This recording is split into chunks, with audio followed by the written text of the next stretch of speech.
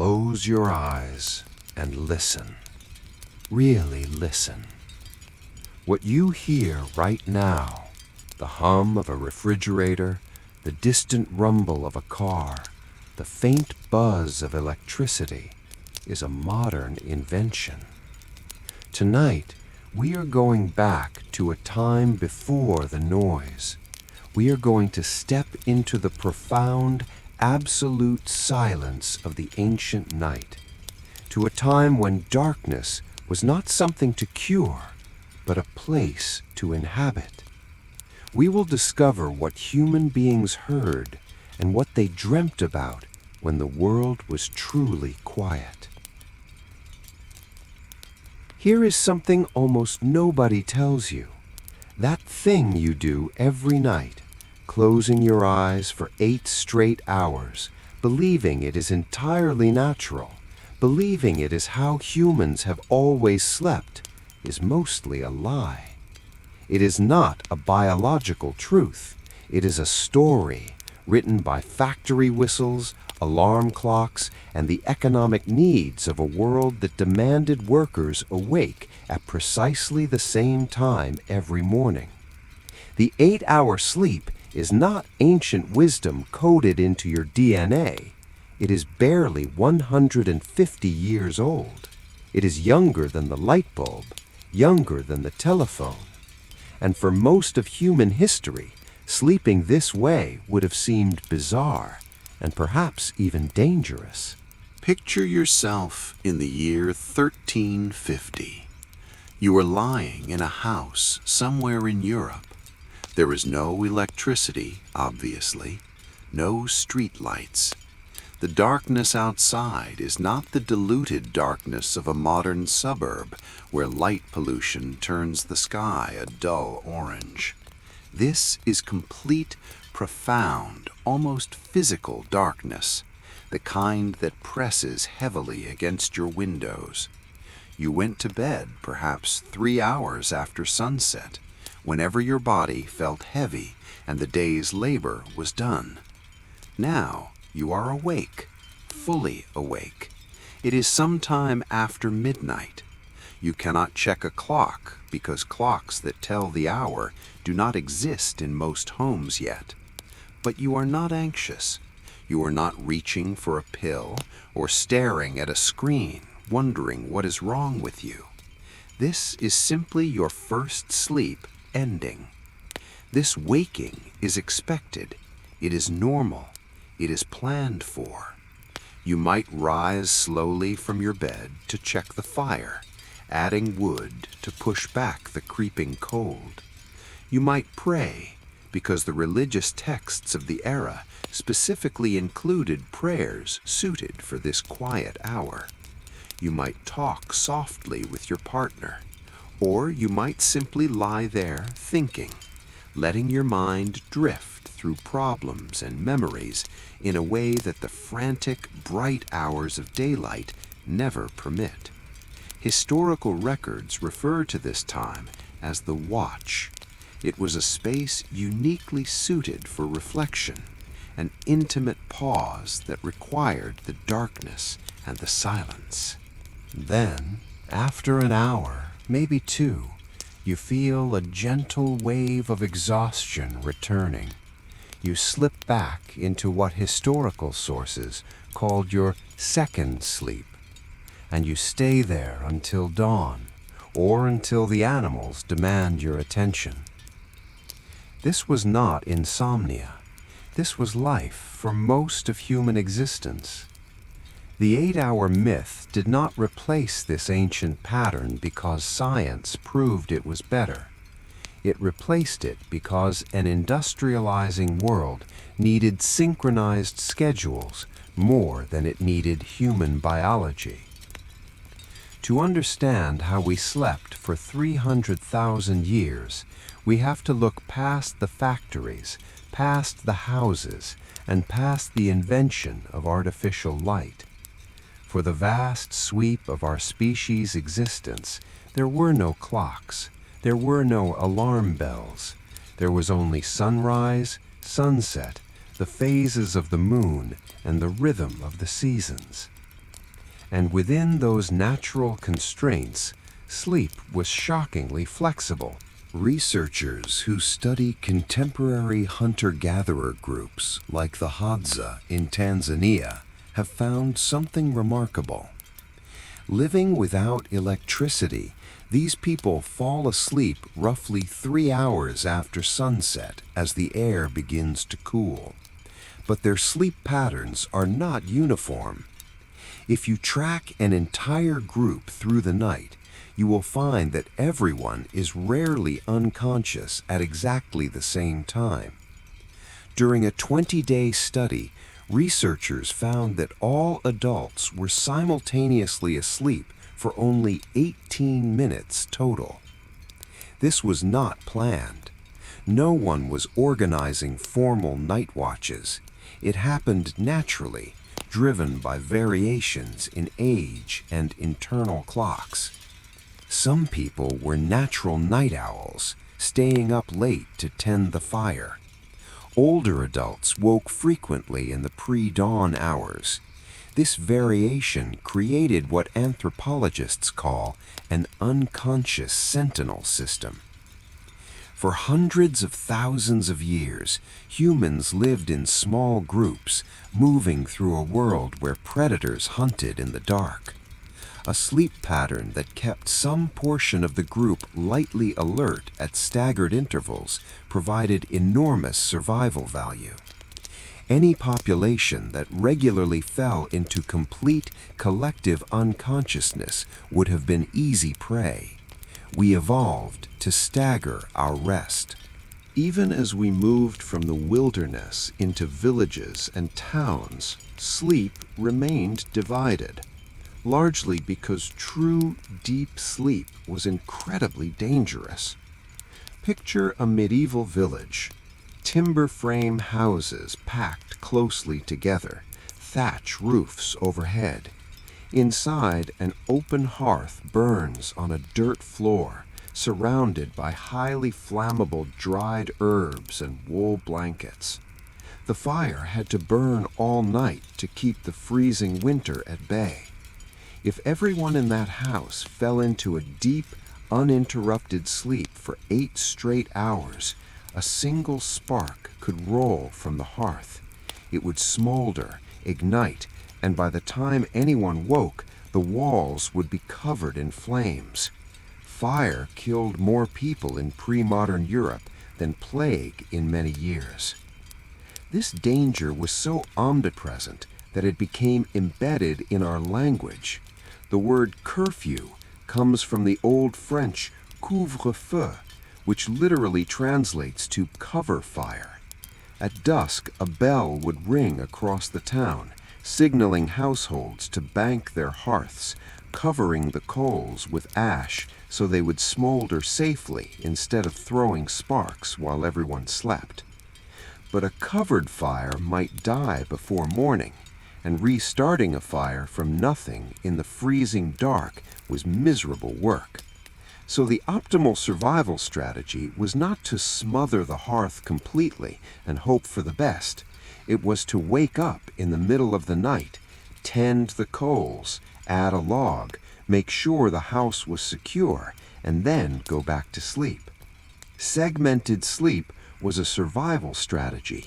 You slept when you could, as deeply as you dared, and you woke periodically to make sure the night had not killed you yet. Then, very slowly, humanity began to dismantle the architecture of the dark. It started with candles, moving from smoky animal fat to brighter, cleaner beeswax. But candles were expensive, heavily taxed, and reserved for the wealthy. The vast majority of people still went to bed when darkness fell. By the late 18th century, oil lamps improved dramatically, casting enough light to make reading and working possible long after sunset. The traditional pattern began to erode. But it was the arrival of gas lighting in the early 1800s that truly changed everything. In 1813, Westminster Bridge in London glowed with manufactured flame. By 1880, London had roughly 1 million gas lamps. The city had effectively killed its darkness. For the first time in human history, bright light was cheap enough that businesses and households could flood their spaces with illumination for hours every night. Theaters stayed open later. Factories extended their production well past sunset. The evening became a second day. And as a result, that quiet midnight interval between first and second sleep began to shrink. When your evening entertainment or labor does not end until 11 at night, you do not experience a first sleep at 9. You stay up. You push your bedtime later and later. And when you finally do sleep, morning arrives just as early, dictated by the factory whistle. The cultural memory of segmented sleep was actively erased, replaced by a new, rigid expectation, one long, continuous block of unconsciousness. In the early industrial age, time stopped being something you lived inside of and started being something that hung on a wall, ticking in metal. Steam engines and textile mills did not get tired. Investors did not want their capital sleeping. So factory owners mounted precise mechanical clocks on their walls and rang bells at dawn. Workdays stretched to 12, 14, even 16 brutal hours. Workers' bodies broke under the strain. In 1817, a social reformer named Robert Owen gave a growing labor movement its most enduring slogan: 8 hours labor, 8 hours recreation, 8 hours rest. It was a brilliant political demand, a beautiful, symmetrical division of the 24-hour day, but it was not a scientific formula based on human biology. Yet over decades of strikes and compromises, that slogan morphed in the public imagination. It stopped sounding like a labor negotiation and started sounding like a medical prescription. 8 hours of rest became 8 hours of continuous sleep. And so we forced a 300,000-year-old nervous system, tuned by millions of years of sunrise and sunset, into a rigid industrial box. The cost of this collision was not just a few tired mornings. It has been measured in catastrophic ways. On March 28, 1979, at 4 in the morning, a nuclear reactor at 3 Mile Island began to fail. Human brains, asked to perform complex problem solving at the absolute lowest point in their circadian cycle, misread the alarms. In 1986, at 1:23 in the morning, the exact same biological vulnerabilities contributed to the cascade of errors at Chernobyl. In 1989, just after midnight, an overworked, sleep-deprived mate steered the Exxon Valdez onto a reef, spilling millions of gallons of crude oil into pristine Alaskan waters. Sleep nearly killed our ancestors because they couldn't avoid it in a world full of predators and fire. Today, sleep nearly kills us because we try to avoid it, demanding endless alertness in a world of reactors, supertankers, and 24/7 global schedules. But underneath the artificial glow of our modern world, your biology still remembers the ancient rhythms. In the 1990s, a psychiatrist named Thomas Wehr ran a fascinating experiment. He placed modern volunteers in an environment that mimicked pre-industrial winter nights. 14 hours of darkness every single day. No artificial light, no screens, no clocks. For the first few weeks, the subjects slept in long, heavy blocks. desperately catching up on years of modern sleep debt. But after a month, something profound happened. Their sleep naturally began to split. They would sleep for 4 hours, wake naturally for a peaceful, meditative period of 1 to 3 hours, and then drift back into a second sleep until morning. Freed from electric light and rigid schedules, their bodies spontaneously reverted to the ancient architecture of the night. During the waking interval, they did not feel the panic or frustration of modern insomnia. They reported a state of deep contemplative calm. This tells us something incredibly reassuring. Human sleep is not a fragile crystal that shatters if you don't get 8 uninterrupted hours. It is a flexible, layered system, capable of adapting to seasons, climates, and the safety of the group. So, as you drift off tonight, let go of the industrial anxiety that surrounds your rest.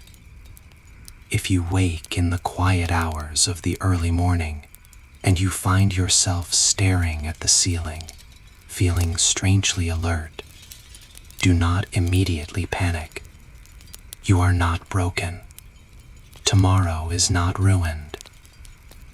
Recognize that for most of human history, this exact moment was a normal, expected part of the night.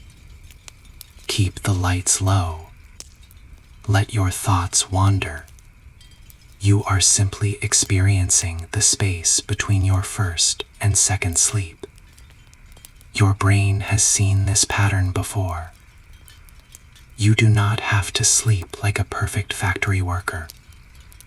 You can decide that your nights will be governed less by the rigid demands of the clock, and more by the quiet signals of a body that still remembers the ice ages, the starlight, and the safety of the ancient fire. Let the darkness hold you.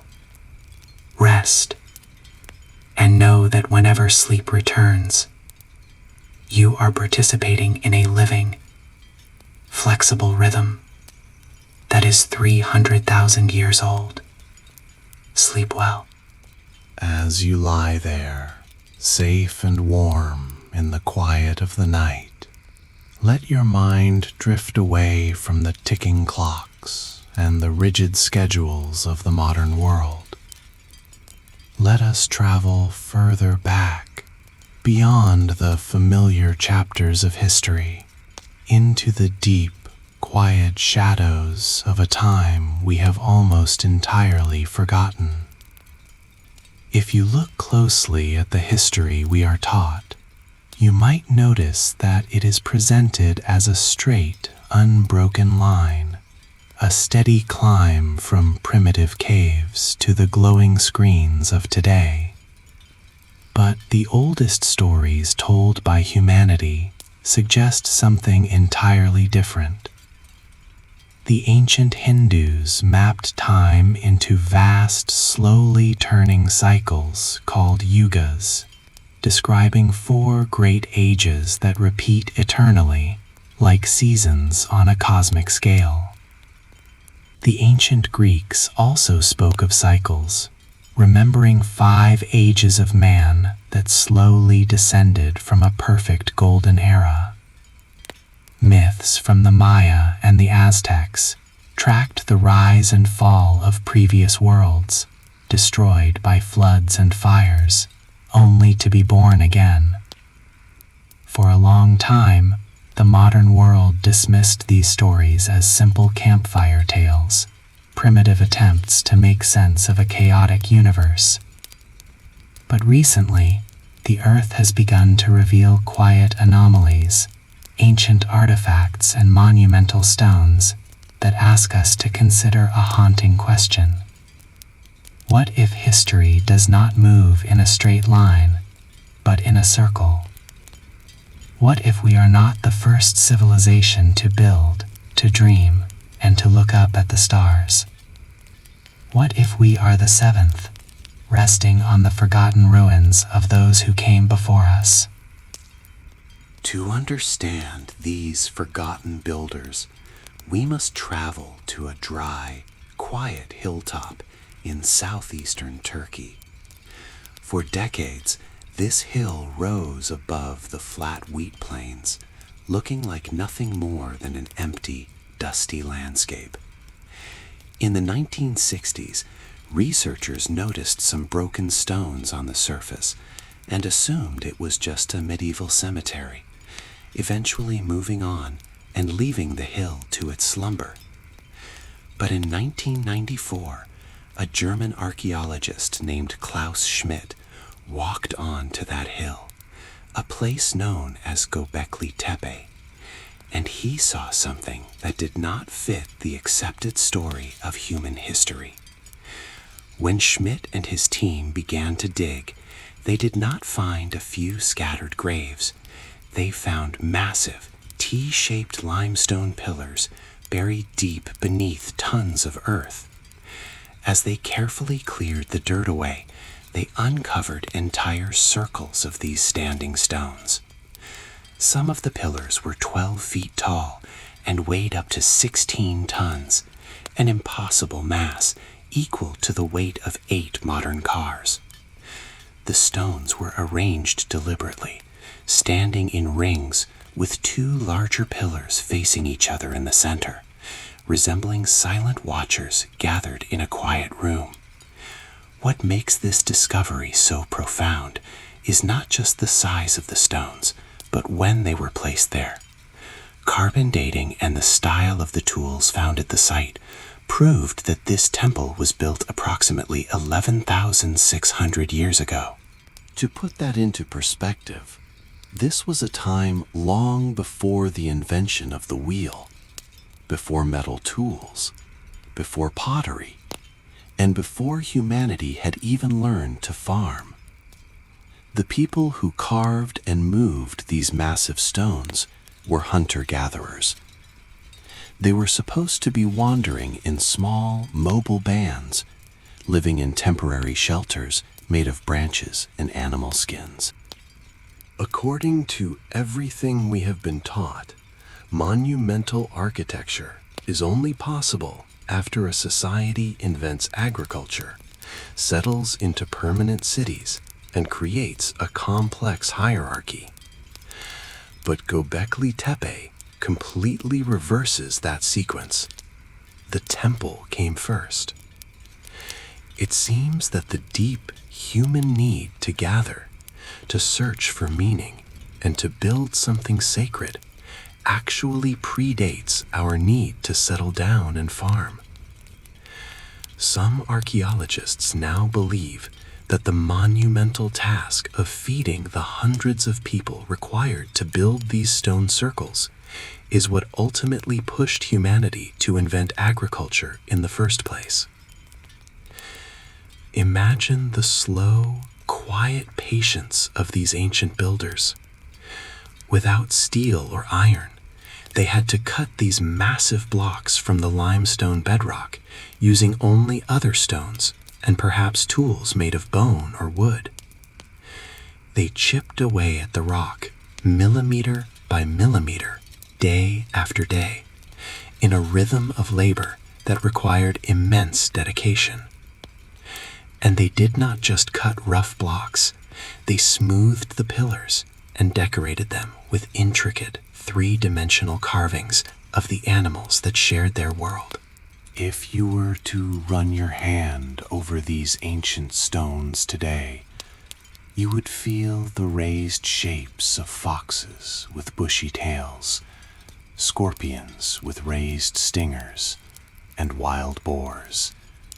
You would trace the scales of snakes coiling up the limestone and the spread wings of massive vultures. These animals were not depicted as prey being hunted. They were simply present, standing as silent, permanent observers. The level of detail on these carvings, the definition of muscles and the texture of feathers, shows a mastery of stone that must have been passed down from teacher to student over many generations. One pillar in particular, known as the vulture stone, is covered in a dense, careful arrangement of symbols, including a large vulture, a scorpion, circles, and a headless human figure. Some researchers believe this stone might be an ancient map of the night sky, with the animals representing constellations as they appeared 11,000 years ago. Others suggest it might record a devastating comet strike that dramatically altered the Earth's climate, a memory of fire from the sky, preserved in stone. Still others believe it is a gentle map of the human soul's journey after death, with the vulture acting as a guide between this world and the next. Whatever their exact meaning, these stones served as an anchor for a people who were constantly moving. For 1,400 years, through countless generations, these hunter-gatherers returned to this exact hill to gather, to remember, and to build. They maintained a cultural continuity that lasted longer than the entire history of the Roman Empire. But then, they did something that remains one of the greatest mysteries of the ancient world. They did not abandon their beautiful temple to the wind and the rain. They deliberately and carefully buried it. They moved thousands of tons of earth, broken limestone, and animal bones, packing the material tightly around the pillars until the entire structure was swallowed by the ground. They filled the enclosures with such density and care that it looked less like the destruction of a building and more like a formal, respectful burial. Why would a civilization spend generations building an architectural masterpiece only to spend just as much effort hiding it in the dark? Perhaps the world around them was changing, and the old ways were fading as farming took root. Perhaps they felt the temple had served its purpose and needed to be put to rest, the way one might gently close a very old, very sacred book. Or perhaps, facing an uncertain future, they buried their most precious creation to protect it, turning the earth into a quiet vault, so that their stories would not be erased by the turning of the ages. This instinct to preserve memory against the threat of erasure is a thread that runs deeply through the stories of our human past. Around the time Göbekli Tepe was built, the Earth was emerging from the last ice age. Between 14,000 and 8,000 years ago, the massive ice sheets that covered the northern continents began to melt, and global sea levels rose by hundreds of feet. This transition was not always slow and peaceful. There is evidence of sudden, catastrophic climate shifts, like the period known as the Younger Dryas, where temperatures plummeted and glacial lakes burst, sending apocalyptic walls of water across the land. If any early advanced civilizations had built their homes along the fertile coastlines of the Ice Age world, those cities would have been swallowed entirely by the rising seas. Their harbors, their temples, and their knowledge would now be resting in the silent, unmapped depths of the ocean floor, buried under millennia of sand and coral. This reality casts a different light on the myths that echo across almost every culture on Earth. From the Epic of Gilgamesh in Mesopotamia, to the biblical story of Noah, to the legends of the Maya and the Polynesians, humanity shares a collective memory of a great deluge. These stories all speak of a golden age, a sudden catastrophic flood, and a small group of survivors who built boats to carry the seeds of life into a washed, clean world. And in the wake of these ancient disasters, another recurring figure appears in our oldest myths, the civilization bringer. In the Andes, they spoke of a pale, bearded figure named Viracocha, who emerged after a time of darkness and floods to teach shattered, traumatized people how to plant crops and live under laws. In ancient Mesopotamia, they told of Oannes, a being who rose from the sea to teach humans how to write and build before returning to the waves at night. In Egypt, it was Thoth, the divine scribe who was said to have preserved the knowledge of the world before the flood, hiding it in sacred texts so it would not be lost forever.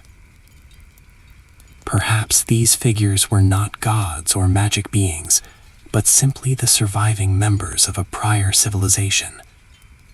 Perhaps they were traumatized refugees who carried fragments of lost sciences, astronomy, and architecture in their minds, doing the only thing they could do, teaching a simpler world how to begin again. When you look at the massive, perfectly fitted stones of Sacsayhuaman in Peru, or the precise astronomical alignments of the Great Pyramid of Giza, or the quiet, buried pillars of Göbekli Tepe, you are looking at the remnants of these ancient builders. These structures share an eerie, silent similarity, as if they are all echoes of a single architectural language spoken by a civilization that vanished before our written history even began.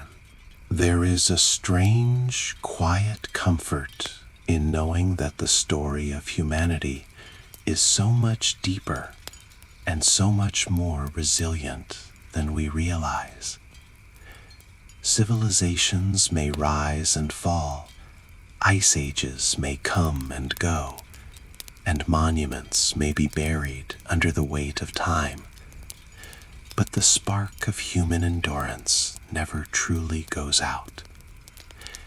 The people who dragged those 16-ton stones across the Turkish plains, and the people who carefully packed the earth to hide them away, shared the same sky, the same fears, and the same quiet hopes that you do.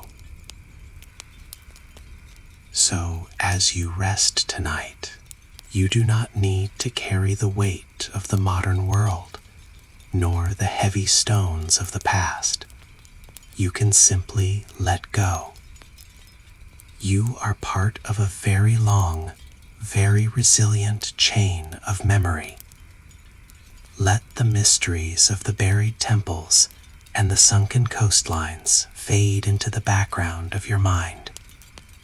Allow the deep, slow rhythm of ancient time to wash over you, knowing that after every ending, something new always learns how to begin.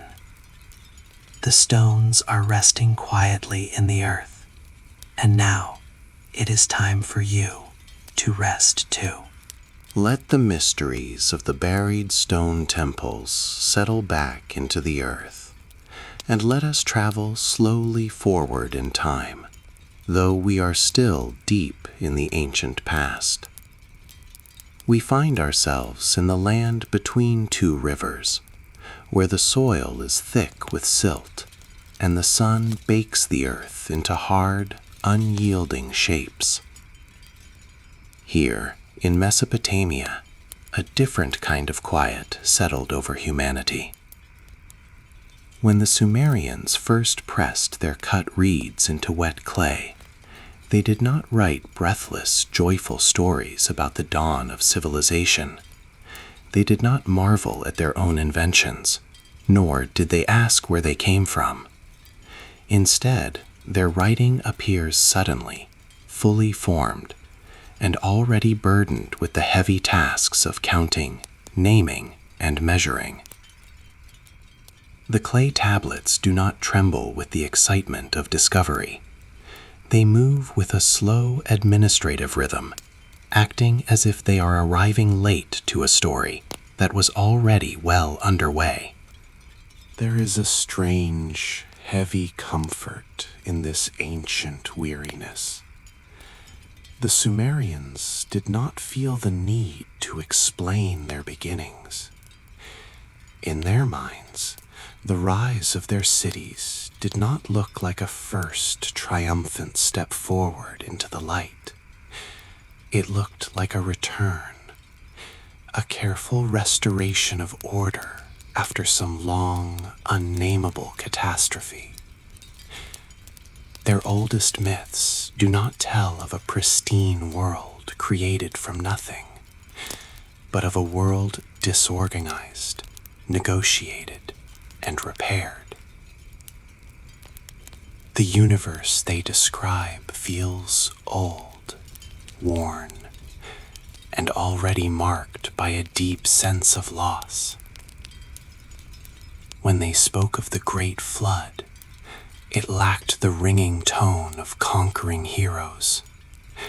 Their survival was quiet, almost reluctant, followed simply by the slow, heavy, unending work of rebuilding. In this ancient world, collapse was not a shocking anomaly that terrified them. It was a rhythm, expected and planned for, much like the changing of the seasons. Beneath the foundations of their early cities, archaeologists have found thick bands of silt, ash, and collapsed brick, the silent evidence of repeated destruction. The Sumerians knew that rivers would unpredictably shift their courses, that salt would slowly creep in to poison the irrigated soil, and that the earth would eventually turn against them. When disaster struck, they wrote beautiful, sorrowful laments for their destroyed cities. But if you listen closely, these laments were not cries of outrage. They were voices of mourning that accepted abandonment as something completely expected. The end of a city was not an unfair interruption of life, but the fulfillment of a cycle, a phase of existence that simply had to be endured with quiet dignity. The gods of this world were not distant, loving creators holding the universe in perfect, peaceful harmony. They were overseers, practical administrators who arrived, assigned functions, demanded daily maintenance, and sometimes simply withdrew their favor and left. When the gods departed, the cities crumbled. This was not framed as a malicious personal punishment, but as a natural consequence, a heavy rule much older than human worship. Civilization, to the Sumerians, existed entirely on borrowed time. It was a fragile, temporary arrangement that required constant vigilance, constant recording, and constant physical labor just to hold back the encroaching chaos. The boundaries holding their reality together demanded unblinking attention. To survive this heavy, unpredictable world, the Sumerians made a quiet, unspoken choice. They learned to narrow their focus.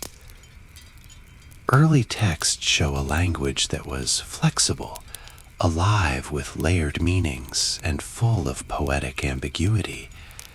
But over time, as the burden of maintaining their complex cities grew, their language stiffened. Ambiguity faded away, replaced by rigid rules, standard values, and endless procedural lists. Wonder gradually yielded to warning, and deep curiosity was slowly rebranded as a risk. The scribes became gatekeepers, meticulously cataloging omens and measuring grain, ensuring that everything useful was preserved and everything unsettling was quietly allowed to dissolve. Even their greatest stories reflect this deep, structural exhaustion. Their heroes do not seek glorious enlightenment or profound transcendence. They seek simple endurance. Gilgamesh, the mighty king, does not quest for wisdom to improve his city. He searches desperately for an escape from death, and he fails. What he brings back from his long journey is not magical knowledge, but resignation. The story ends not with a magical transformation, but with a quiet acceptance of his city's walls, its clay bricks, and the measured, limited days of a human life. Excess ambition invited disaster. They traded the vast, dangerous depth of human imagination for the safety and durability of the system. To question the foundations of their society, to ask why things were the way they were, would invite chaos. So they rooted their authority in an impossibly distant, unreachable past. Their lists of ancient kings stretched back tens of thousands of years, anchoring their present reality in a deep antiquity that could not be verified, and therefore could not be challenged. Memory itself became regulated. They simply chose not to look backward too closely, building a world that functioned entirely on continuity rather than exploration. Forgetting became an act of care, a strategy for survival. They learned to normalize their own strain, treating the heavy burden of daily administration as the only way to live. As you lie there tonight, you might recognize the ghost of this ancient bargain. When you feel the crushing weight of endless procedures, the exhaustion of constant administration, or the deep, quiet sense that modern life is merely a series of tasks to be managed, you are feeling the distant echoes of Sumer. The modern world, with its rigid schedules and unyielding demand for productivity and order, is built on that same forgotten fear of collapse. We too push away the quiet mysteries of existence in exchange for the safety of our daily routines. We accept the stress, and we normalize the strain, just as they did thousands of years ago. But tonight, you do not need to carry the weight of civilization. You do not need to act as a scribe for your own life, endlessly measuring and recording your tasks, your worries, and your hours. You can lay down the heavy clay tablets of the day. You can step outside the narrow, brightly lit corridor of efficiency and let the quiet, older darkness hold you. The cities may rise and fall, the rivers may shift their courses, and the ledgers may crumble into dust. But right now, none of that requires your vigilance. Let go of the need to manage tomorrow. Allow the deep, slow, and forgiving rhythm of ancient time to wash away the burdens of the present. Close your eyes, release the weight of the world, and drift peacefully into the calm of the unmeasured night. Leave the heavy, salt-choked plains of ancient Mesopotamia behind, and let the rivers of the past carry us westward toward the warm, blue waters of the Mediterranean. Here, the story of humanity takes on a different rhythm. It is no longer the weary, administrative endurance of the Sumerians. It becomes something louder, more ambitious, and deeply obsessed with permanence. But as we will see, No matter how much stone humanity stacks, no matter how deeply we anchor our foundations into the bedrock, the earth always maintains its own quiet, steady pulse. Before there were emperors with god complexes, before the gleaming marble statues and the vast spanning aqueducts, Rome began as nothing more than a muddy riverbank. It was a collection of simple hills rising above a swampy plain along the Tiber River. The people who settled there did not know they were important yet. They were practical, suspicious farmers and shepherds, focused entirely on survival, family, and the unpredictable nature of the elements. But from this insecurity grew a profound, unrelenting desire for control. Rome emerged slowly, shaping itself through stubbornness and an unshakable belief that order could be imposed upon a chaotic world. If you want to understand the Romans, you do not start with their philosophers or their kings. You start with their concrete. The Romans did not just build things, they declared permanence. They wanted to haunt the future, leaving a message that they had conquered the landscape and tamed the wild edges of the earth. They dug deep, methodical trenches across the continent, layering heavy stones, gravel, and sand to create roads that refused to yield to the rain or the mud. They built towering aqueducts that laughed at gravity, carrying clean, cold mountain water gently downhill for dozens of miles, pouring endless streams into the hearts of their cities without a single pump or wire. They mixed volcanic ash, lime, and rubble to create a material that hardened into shapes stone never could, building massive domes and soaring vaults that grew stronger as the centuries passed. They truly believed that with enough engineering, enough discipline, and enough law, they could outlast time itself. And for a long while, during the era known as the Pax Romana, or the Roman peace, it seemed they were right. The empire hummed with a quiet, synchronized stability. Trade flowed freely, cities expanded, and the sheer violence of their early conquests was masked by the warm, steaming waters of the public baths and the elegant painted walls of their homes.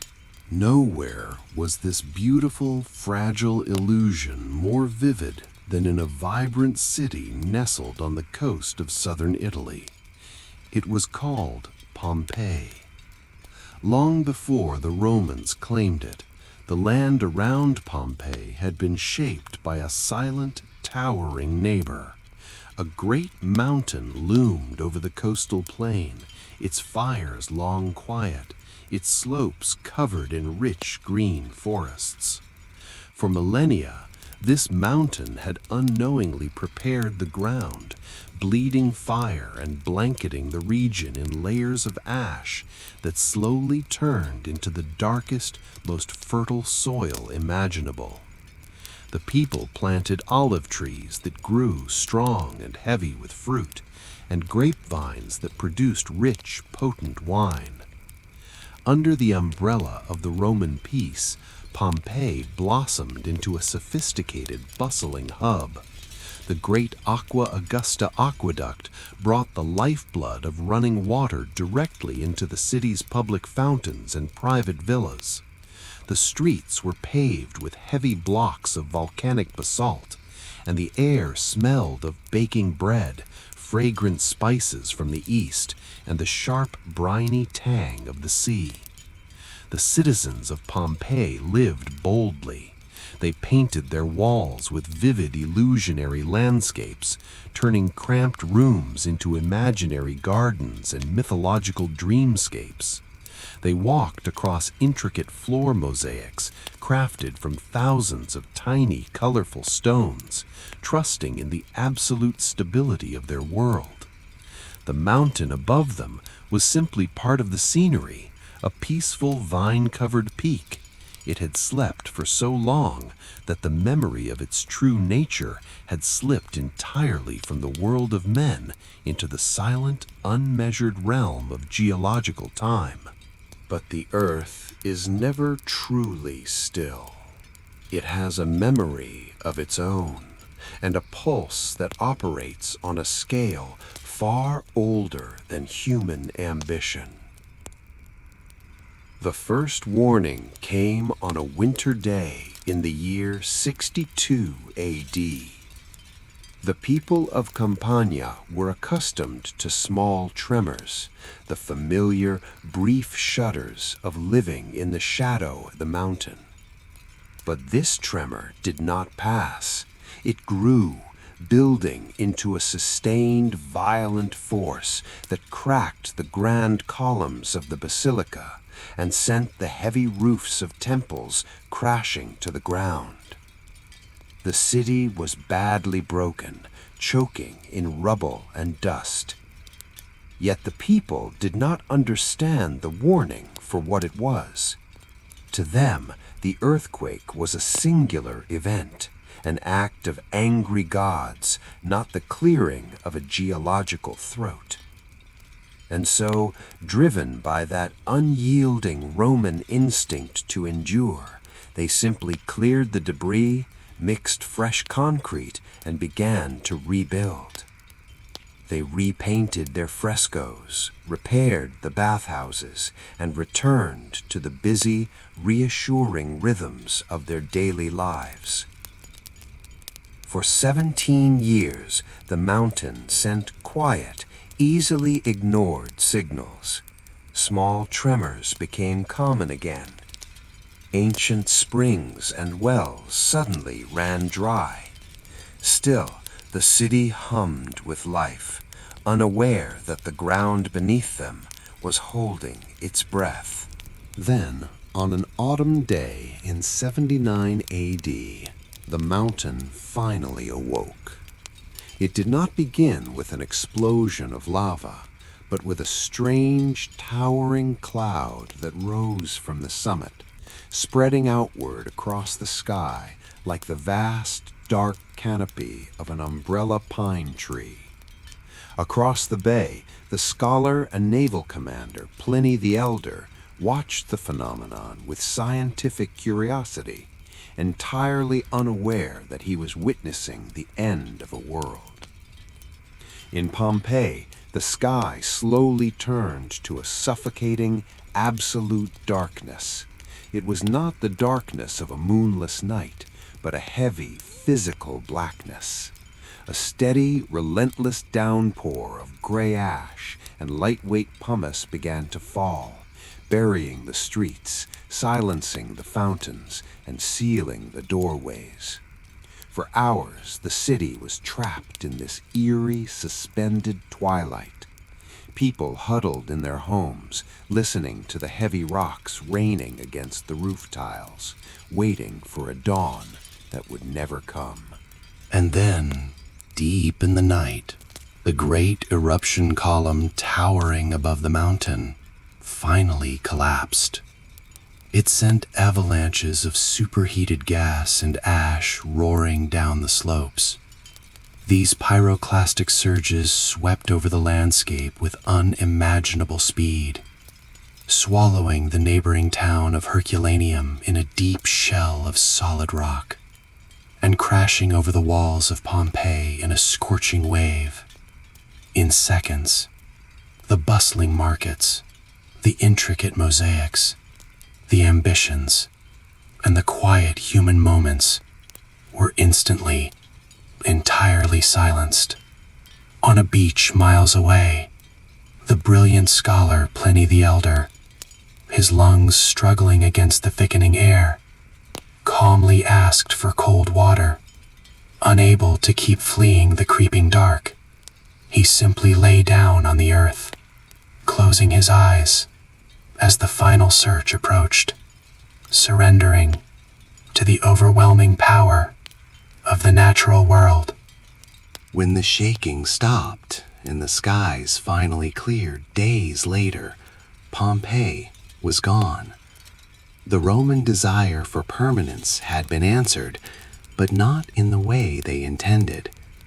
The city had not been destroyed, it had been entombed. Hidden beneath meters of hardened ash, the city slept in total darkness for nearly 2,000 years.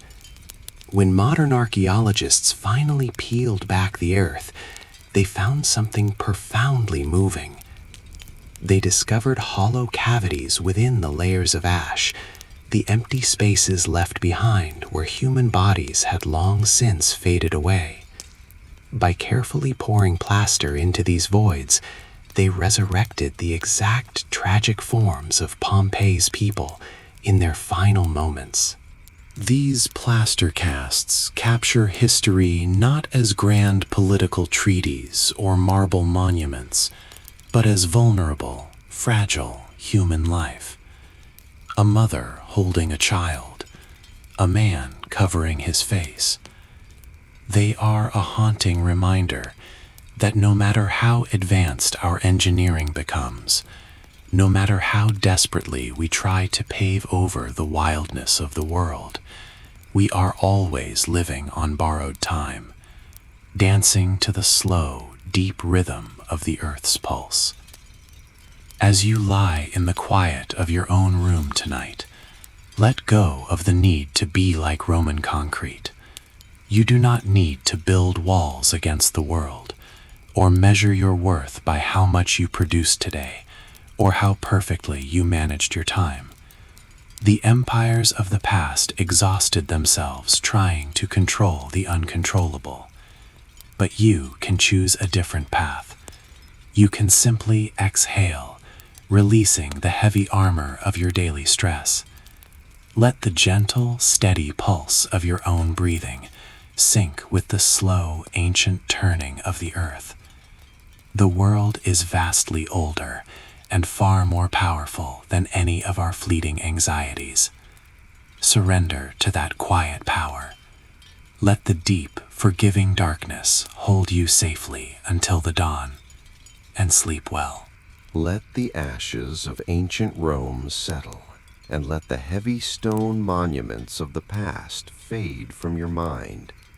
Tonight, we leave the bustling, sun-baked streets of the ancient cities and travel into a completely different kind of quiet. Let your thoughts travel north, away from the warmth of the Mediterranean, moving slowly toward the deep, shadowed heart of Europe. We are going to a place where the world is not measured by the rise and fall of emperors, but by the slow turning of seasons and the steady, quiet rhythm of a burning fire. Imagine a forest so dense, so incredibly thick with ancient trees that even at noon the light feels like a gentle twilight. This is the Schwarzwald, the Black Forest, in the year 1803. Picture yourself waking up in this forest, your eyes open to absolute darkness. It is not the darkness of a modern city where the orange glow of streetlights bleeds through the edges of drawn curtains. This is a profound, heavy, ancient darkness, the kind of darkness that wraps around you like a thick blanket. For a moment, your modern mind, accustomed to the soft hum of electronics and the digital glow of clocks, searches for a familiar reference point, but there is nothing to see. There is only the sound of the wind moving through millions of pine needles high above, sounding exactly like the slow, rhythmic crashing of ocean waves against a distant shore. And then, as you lie there perfectly still, you begin to notice the smell.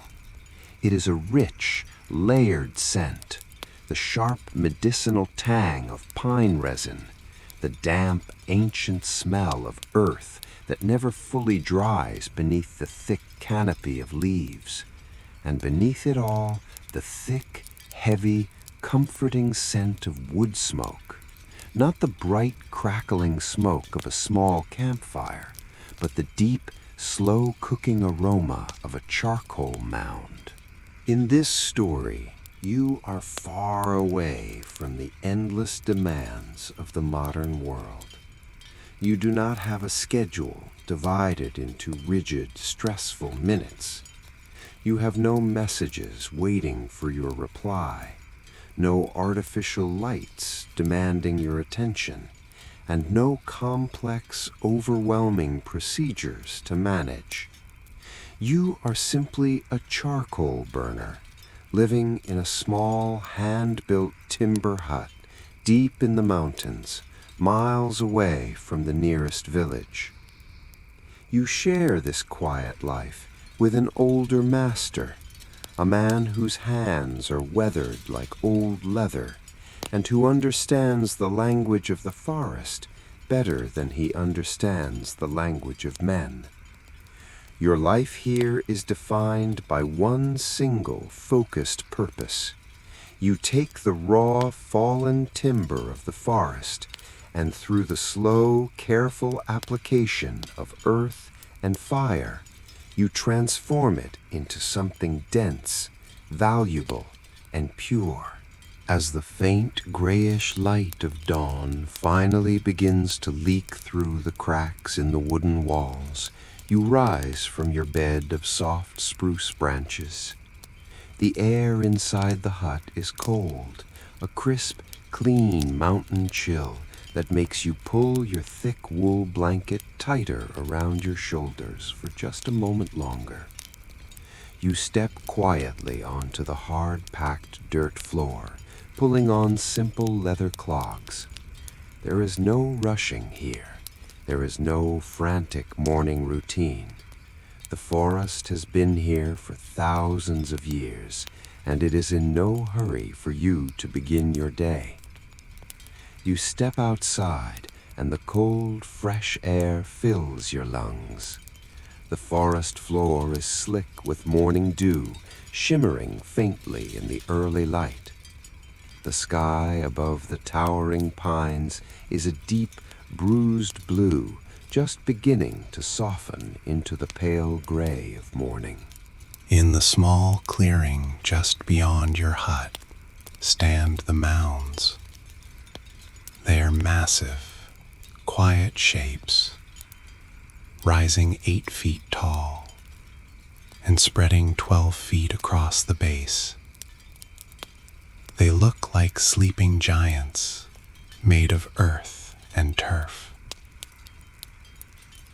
Inside these mounds, carefully stacked pieces of wood are undergoing a slow, silent transformation. This is not a fast, raging fire. It is a slow, suffocating burn, carefully starved of oxygen, requiring immense patience and quiet observation.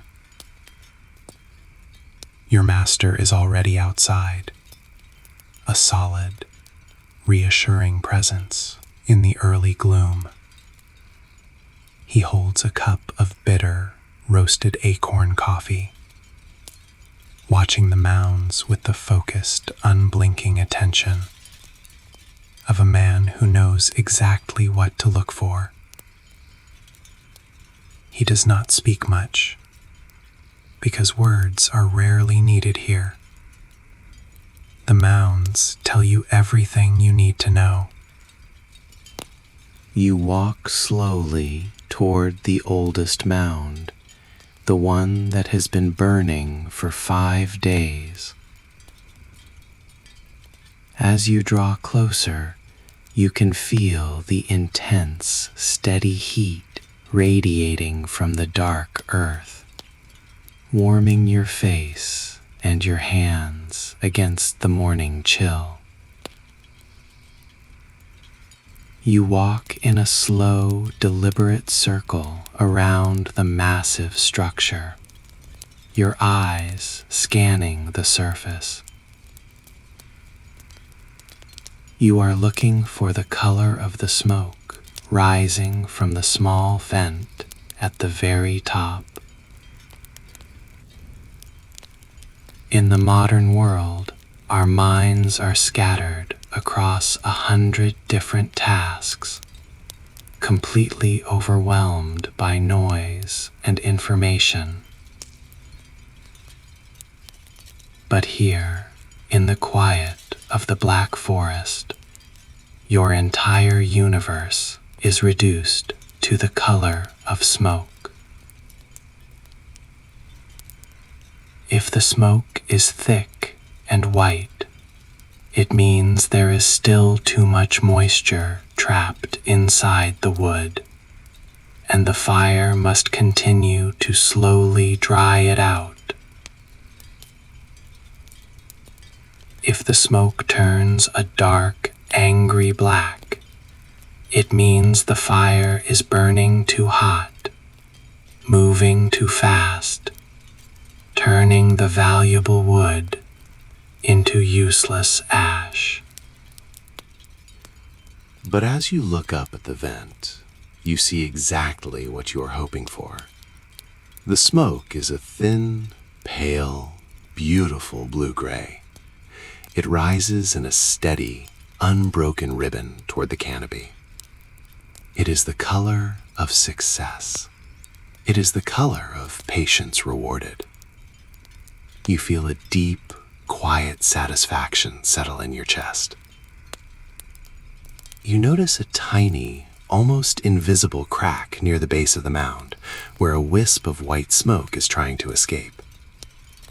Moving with slow, practiced ease, you take a wooden shovel.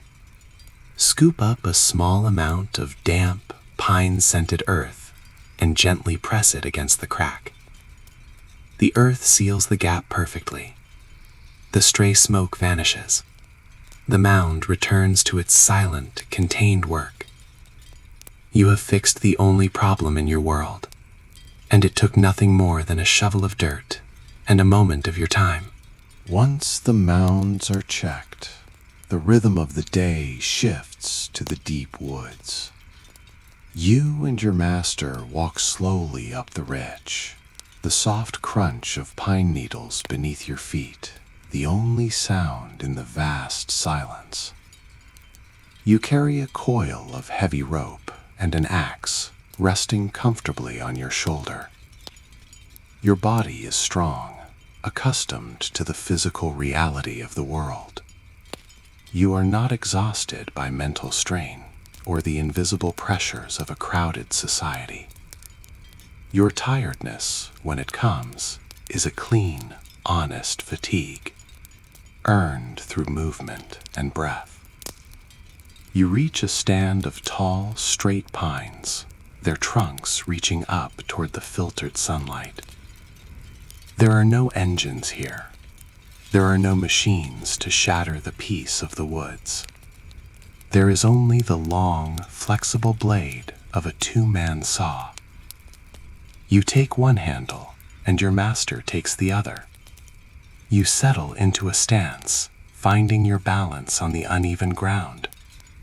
And then, the rhythm begins. Pull, push, pull, push.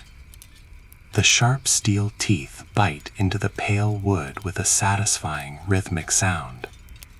It is a hypnotic, repetitive motion. Your breathing naturally synchronizes with the movement of the saw.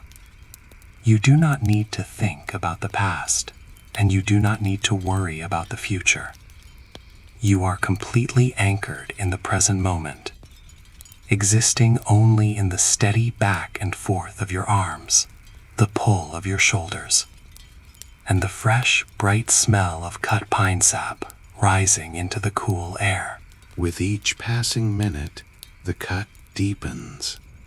Your mind empties out, cleared of all the unnecessary clutter.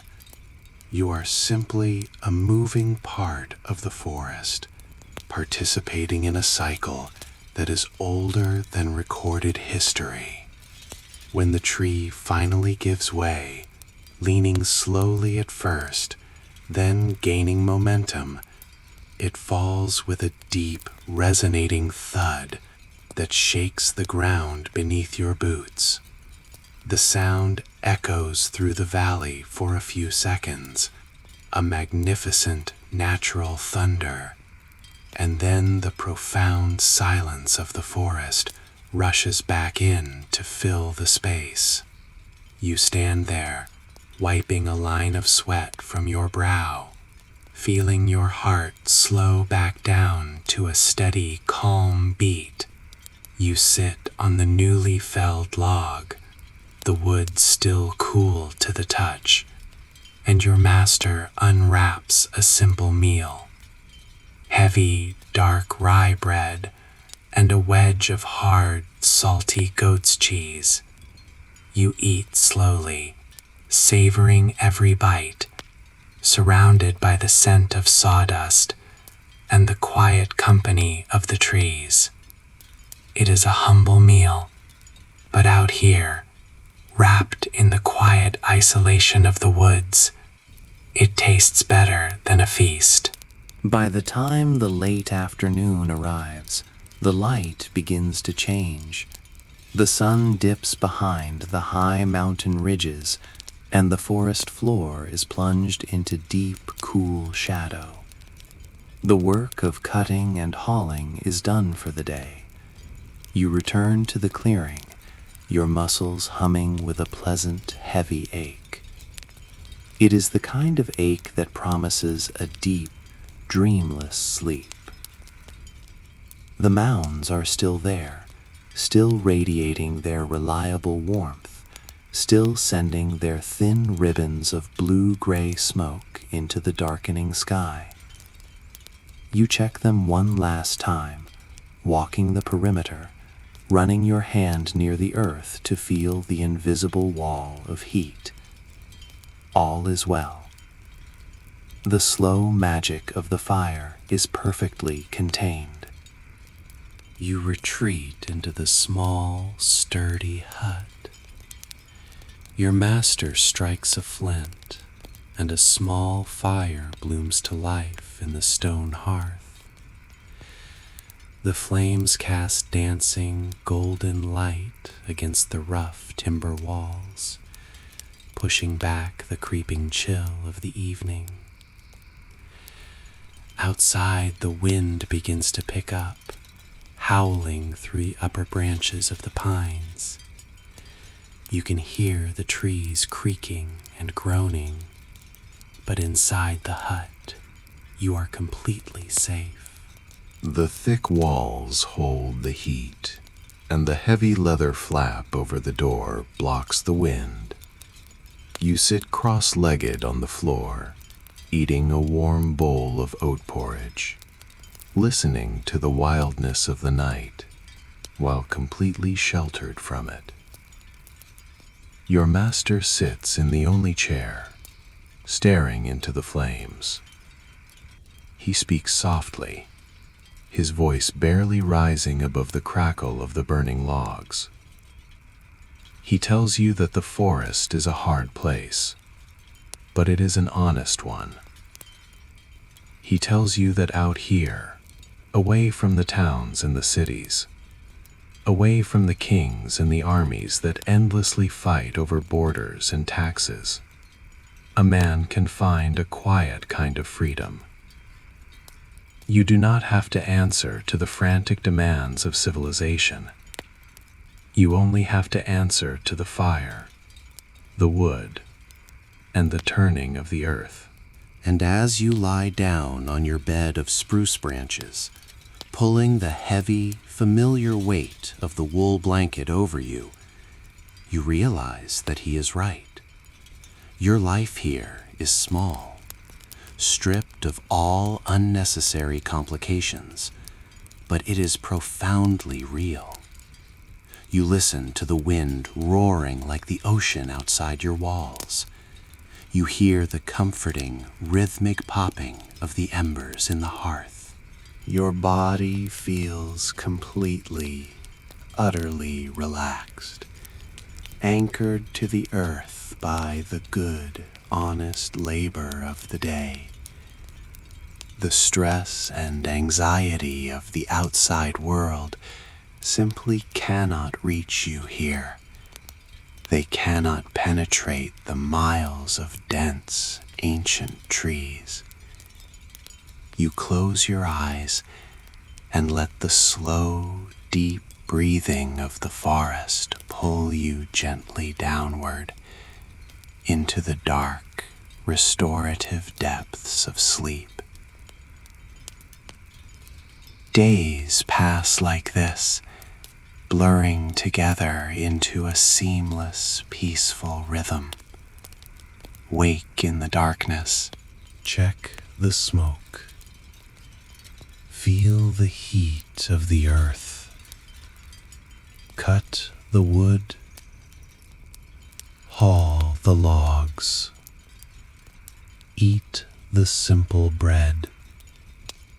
Watch the shadows lengthen. Sleep by the fire. The repetition is not boring. It is deeply soothing. It is a meditation of movement and breath. And then, finally, comes the day of the harvest. The oldest mound, the one you have tended with such quiet devotion, is ready. The fire has been choked off, the earth allowed to cool. With careful, reverent movements, you and your master take your shovels and begin to pull back the covering of dirt and turf. As the dark earth falls away, the treasure is revealed. It is not gold or silver, but it is just as valuable. Perfect, dense, obsidian black charcoal. The pieces retain the shape of the logs you stacked days ago, but they are transformed. They are lighter, crystallized by the heat, and when you tap two pieces together, they produce a clear, bright, metallic ring. It is the sound of pure, stored energy. You spend the morning sorting the pieces, your hands turning black with soot, packing the charcoal into heavy canvas sacks. There is a deep, tactile pleasure in the work. You have taken the raw, chaotic material of the wild forest, guided it through a dangerous element, and produced something perfectly refined. With the sacks loaded onto a simple, two-wheeled wooden cart, you and your master begin the long, slow walk down the mountain. The path is narrow and completely immersed in the forest, winding its way through the ancient trees, following the natural curves of the rocky terrain. As you descend, the dense evergreens slowly give way to lighter, deciduous trees. The air grows slightly warmer. The absolute silence of the high mountains is gradually replaced by the sound of a rushing stream, growing louder as it tumbles over mossy rocks toward the valley below.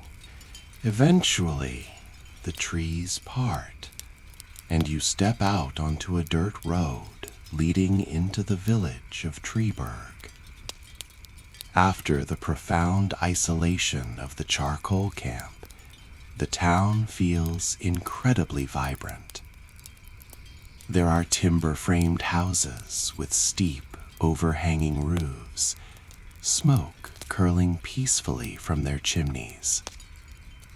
There are people walking the streets, farmers with carts of turnips, women carrying woven baskets of mushrooms, the distant, steady clang of a blacksmith's hammer shaping iron. It is a small town by modern standards, but to you, descending from the silent peaks, it is a bustling hub of human life.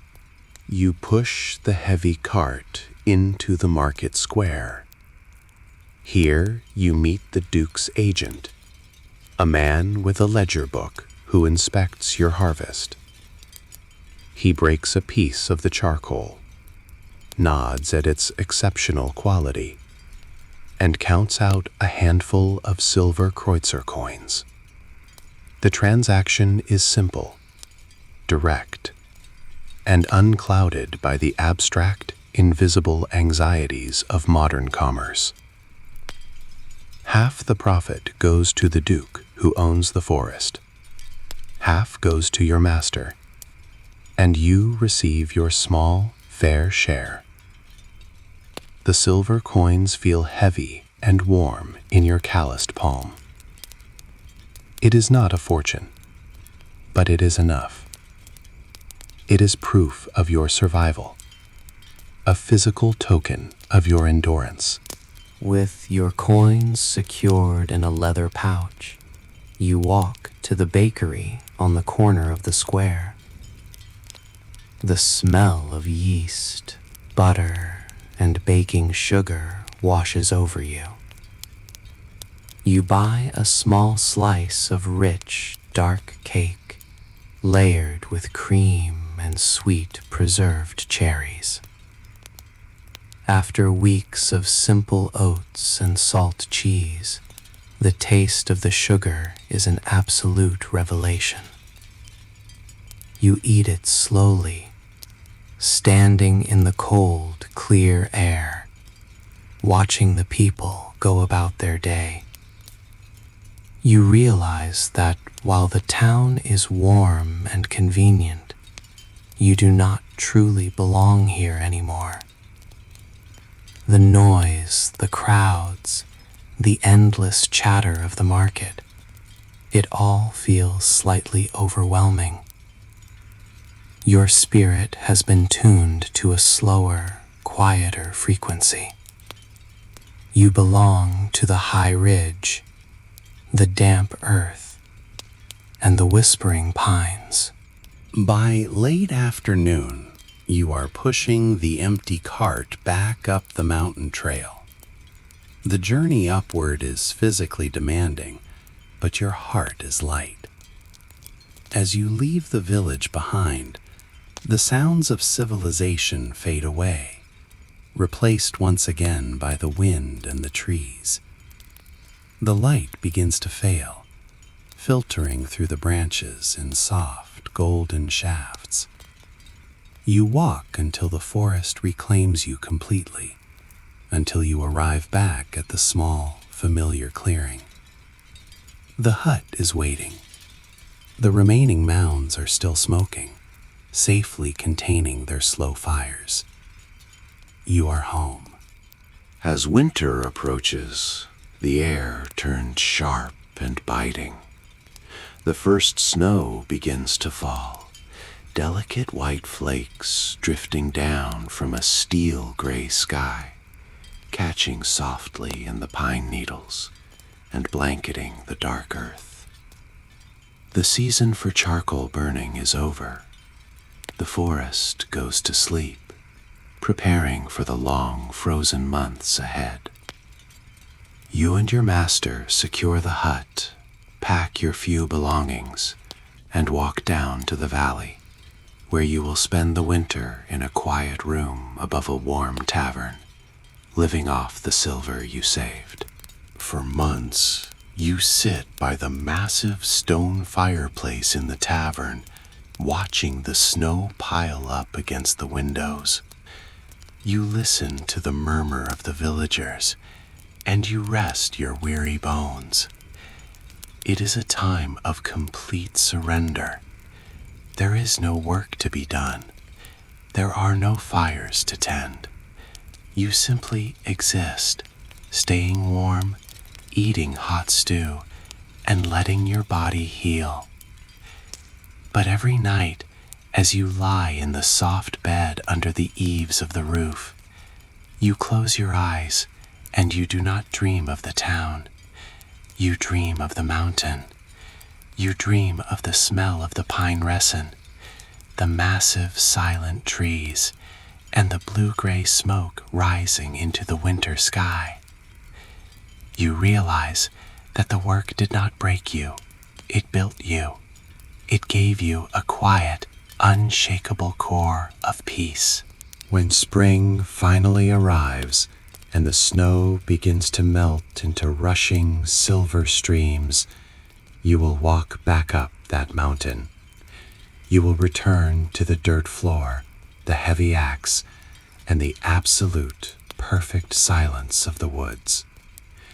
You will step away from the noise of the world, retreating into the slow, ancient rhythm of the earth. But for now, the winter is here, and it is time to rest. You do not need to carry the weight of tomorrow. You do not need to plan or worry or measure your worth by anything other than your simple, quiet existence.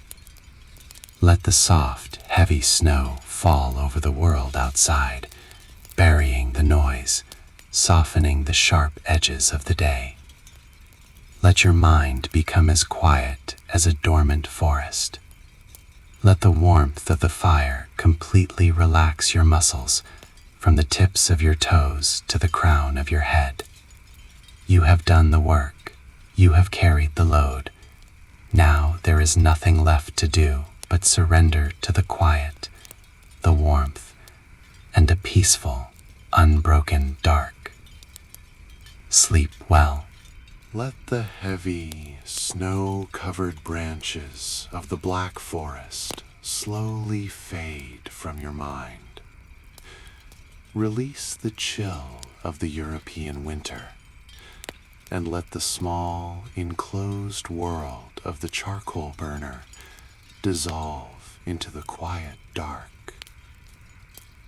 Tonight, we are crossing a vast and ancient ocean. We are leaving behind the walled cities, the stone castles, and the ticking clocks of the old world. We are traveling backward in time, to a place long before borders were drawn on maps, long before highways paved over the earth, and long before the frantic noise of industry drowned out the quiet voice of the land. We are going to step into a world that modern minds can scarcely comprehend. We are entering an unbroken wilderness, a continent of endless forests, open plains, and silent deserts, stretching from one ocean to the other in perfect, undisturbed balance. Close your eyes and picture the earth as it was thousands of years ago in North America. There are no straight lines here. There are no grids of farmland, no sprawling suburbs, no artificial lights pushing back the night. There is only the profound, deep breathing of a wild and ancient land. Imagine standing on the eastern edge of this vast continent.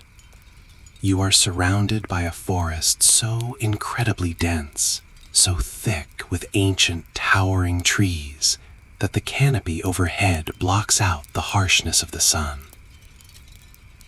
The light that reaches the forest floor is soft, dappled, and green, creating a permanent, peaceful twilight.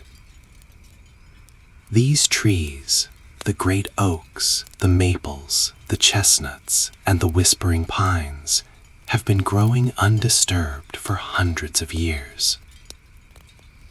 The forest is so vast, so completely unbroken, that it was said a squirrel could begin a journey on the Atlantic coast and travel all the way to the great Mississippi River, leaping from branch to branch, from tree to tree, without ever once needing to touch the ground.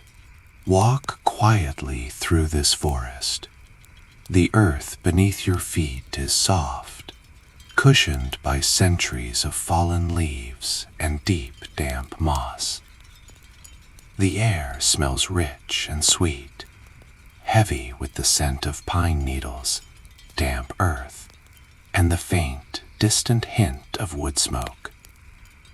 In this green twilight, you approach a clearing, and here you find the people of the eastern woodlands.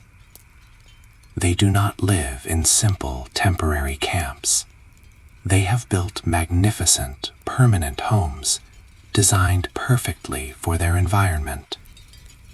You see a long house, a beautiful structure, stretching nearly 200 feet, its frame carefully crafted from bent saplings and smoothly covered in large, protective sheets of cedar and elm bark. Step inside the longhouse. It is warm, sheltered from the wind and the damp. Down the center of the long structure, a series of small, controlled fires burn quietly, casting a gentle, flickering golden light against the curved bark ceiling. The smoke rises lazily, escaping through carefully placed vents, but leaving behind a comforting, familiar scent that permeates the woven mats and the soft animal furs that line the sleeping platforms. This is a place of deep community. You are surrounded by the soft murmurs of families, the rhythmic sound of a mother humming to a child, the quiet scraping of a wooden tool being carved. There is no isolation here. You belong to a vast network of kin, a deeply organized society where women hold authority over the land and the harvest, and where no one is left to face the winter alone.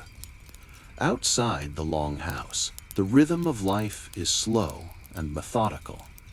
There is no frantic rush for maximum productivity.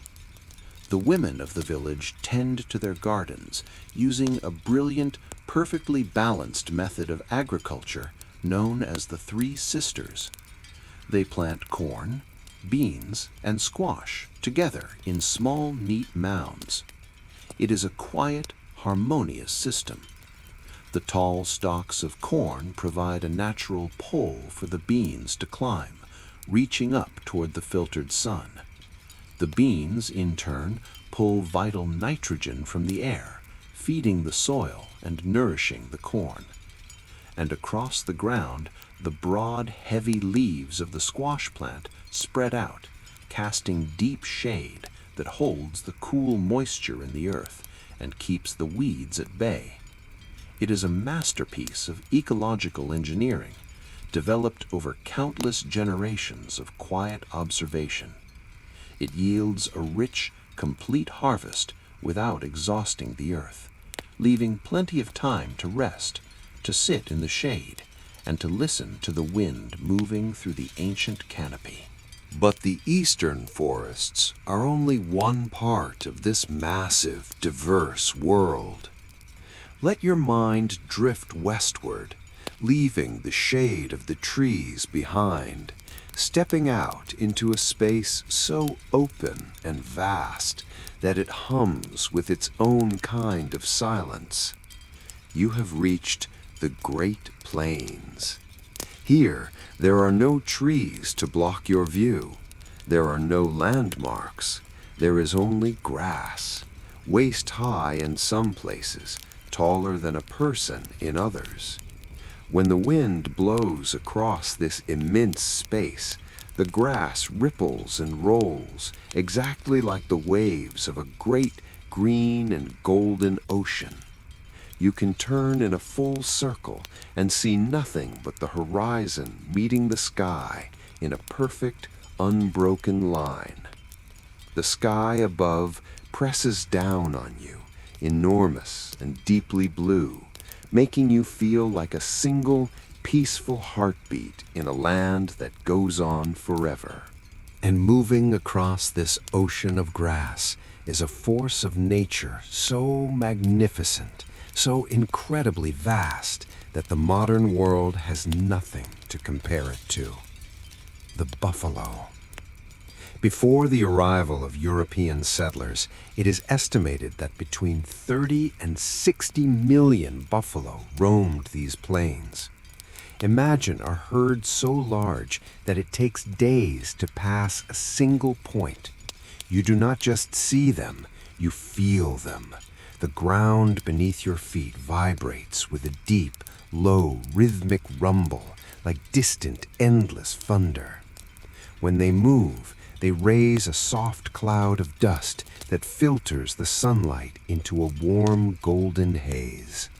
To the people of the plains, the buffalo is not just an animal, it is the absolute center of existence, a sacred gift from the Creator that provides everything needed for life.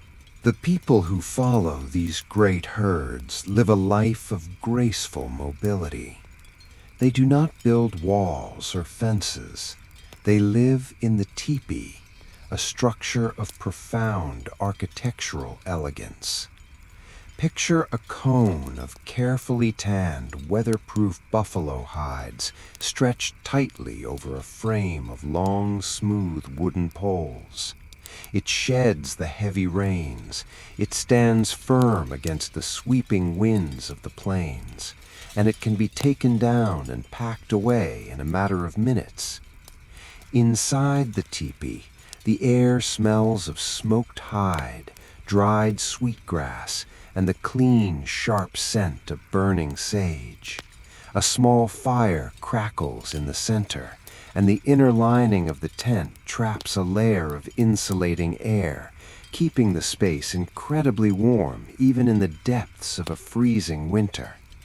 You sit on a bed of thick, soft robes, listening to the wind howling across the open plains outside, knowing that you are perfectly safe, perfectly adapted to the wildness of the world. Now, let your thoughts travel further south and west, where the plains give way to the striking, quiet beauty of the desert. Here, the earth is painted in rich shades of rust, ochre, and deep red.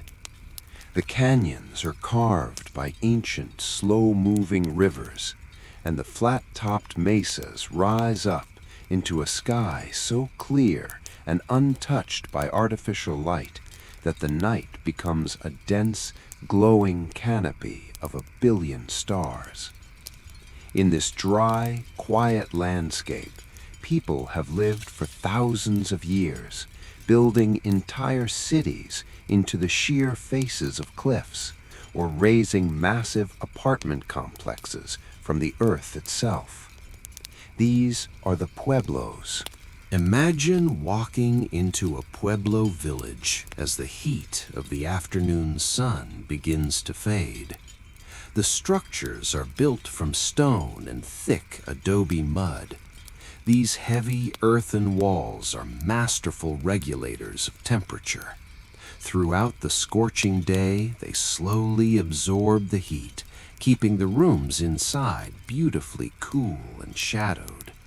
And as the cold desert night sets in, the thick walls gently release that stored heat, wrapping the sleeping families in a comfortable, radiant warmth. You climb a wooden ladder to reach a rooftop terrace, the smell of roasted chilies and burning cedar in the air. In a quiet corner of a room, you hear the rhythmic, hypnotic sound of a woman grinding dried corn on a large, smooth stone, a metate. Back and forth, the heavy stone slides, crushing the hard yellow kernels into fine, soft flour. It is a sound that has echoed through these canyons for centuries, a slow, steady pulse of endurance and peace. Further north, along the misty, damp coastline of the Pacific Northwest, life operates on yet another rhythm. Here, the world is defined by water and towering, moss-draped cedar trees. The air is always cool and fresh, carrying the salty tang of the nearby ocean and the rich, damp smell of the deep rainforest. The rivers rushing down from the mountains are the lifeblood of the people. During the spawning runs, these rivers become choked with millions of salmon fighting their way upstream. There is such profound abundance here that the water literally flashes silver with the movement of the fish. The people build massive, permanent homes from the fragrant cedar wood, carving intricate, towering totem poles that tell the ancient stories of their clans and their ancestors. They do not need to farm. The ocean and the forest provide everything they need, leaving them with immense amounts of time to focus on art, on complex ceremonies, and on the deep social bonds of their communities. This brings us to a truth about the daily life of Native Americans before the modern era. A truth that might surprise you. We are often taught to imagine the past as a time of constant, desperate, and exhausting toil. We assume that surviving in the wilderness required every waking ounce of energy. But for much of the year, across many of these diverse nations, life moved at a pace we would find beautifully, enviously slow. Studies of traditional hunting and gathering societies reveal that people typically spent only 4 to 6 hours a day on the actual work of survival, hunting, tending the gardens, gathering wild plants, or repairing their tools. Think about that. 4 to 6 hours of necessary labor. The rest of the day belonged to them. It was a life rich in leisure and connection. What did they do with all those endless, open hours? They talked. Conversation was an art form, a way of bonding, educating, and sharing history. They rested, taking long, peaceful naps in the warm afternoon shade. They played games, highly spirited contests of skill and chance that brought the whole village out to cheer and laugh.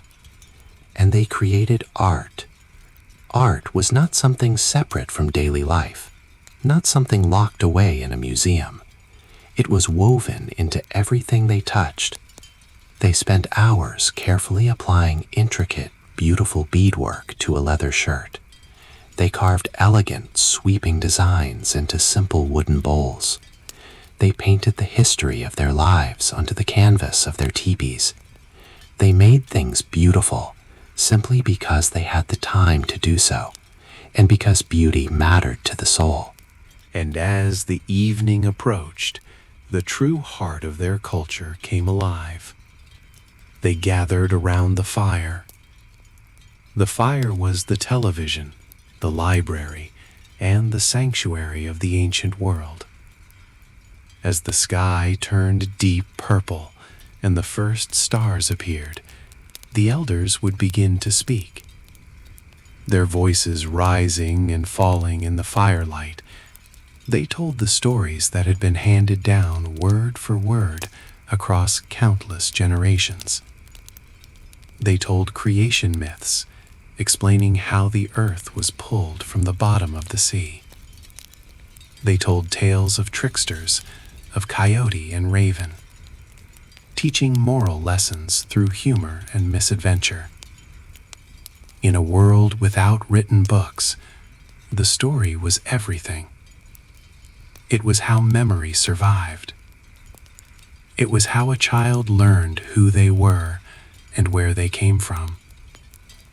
You would sit there, wrapped in a soft fur, the heat of the fire warming your face, listening to the rhythmic cadence of the storyteller, feeling completely anchored to your family, to your past, and to the earth itself. For thousands of years, this vast, intricate world of diverse nations, languages, and peaceful rhythms remained isolated, following its own ancient cycles. But then, a new element was introduced into this unbroken wilderness, something that would fundamentally transform the landscape and the way the people moved through it: the horse. For 10,000 years, there had been no horses in North America. When the Spanish brought them to the continent in the early 1500s, they tried to keep them tightly controlled. But horses are wild by nature. They escaped. They were traded, and they began to spread northward across the Great Plains like a beautiful, galloping wildfire. When the Native American tribes of the plains encountered the horse, they did not just tame it, they forged a profound, almost spiritual partnership with the animal. Imagine the feeling of that transformation. For generations, your people had walked. Moving a camp meant packing only what dogs or humans could drag on wooden travel frames. Hunting the massive, fast-moving buffalo on foot was incredibly difficult and dangerous. The world was vast, but your movement through it was slow. And then you are sitting on the back of a horse. You feel the immense muscular power of the animal beneath you. You lean forward, pressing your knees against its flanks. And suddenly, you are moving with the speed of the wind. The ocean of tall grass blurs beneath you. The horizon, which used to take weeks to reach, can now be crossed in a matter of days. The arrival of the horse brought an unbelievable sense of freedom and abundance to the plains. Hunting became a synchronized dance between rider, horse, and buffalo. A skilled hunter on a well-trained horse could ride effortlessly alongside a stampeding herd, providing enough meat in a single afternoon to feed his family for months. This abundance brought even more leisure, more wealth, and a dramatic flourishing of plain culture. The teepees grew larger because horses could carry longer, heavier poles. The artistry became more elaborate. The people became the greatest, most graceful riders the world had ever seen. A child learned to ride almost before they learned to walk, strapped gently to the saddle, feeling the rhythm of the horse's gait as a natural extension of their own body. It was a beautiful, powerful symbiosis. The human and the animal moving together across the wide, open earth, unbound by fences, unrestricted by roads, completely free under the massive, pressing sky. There is a concept in the philosophy of the Lakota people, expressed in the phrase mitakuye oyasin. It translates to all my relations, or we are all related. It is a worldview that perfectly captures the essence of this unbroken wilderness. It is the deep, quiet understanding that everything in the world is intimately connected. The humans, the four-legged animals, the birds of the air, the fish in the streams, the towering trees, the grass, the rivers, the rocks, and the stars. Nothing exists in isolation. You are a part of the earth, and the earth is a part of you. You breathe the same air as the forest. You drink the same water as the deer. You are warmed by the same fire that has comforted your ancestors since the beginning of time. As you lie there tonight, let that ancient, peaceful philosophy wash over you. You do not need to conquer the world around you. You do not need to constantly build or produce or worry about the endless ticking of the modern clock. You can simply exist, quietly and calmly, as a part of the natural order of things. Imagine yourself lying inside the soft, warm walls of a teepee, or resting on a cedar platform in a quiet longhouse. The fire in the center of the room has burned down to a pile of softly glowing red embers. The smoke drifts lazily upward, carrying the sweet scent of sage into the night sky.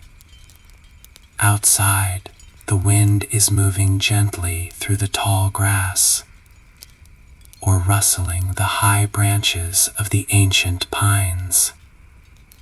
It is a sound that has hushed human beings to sleep for tens of thousands of years. You are safe here.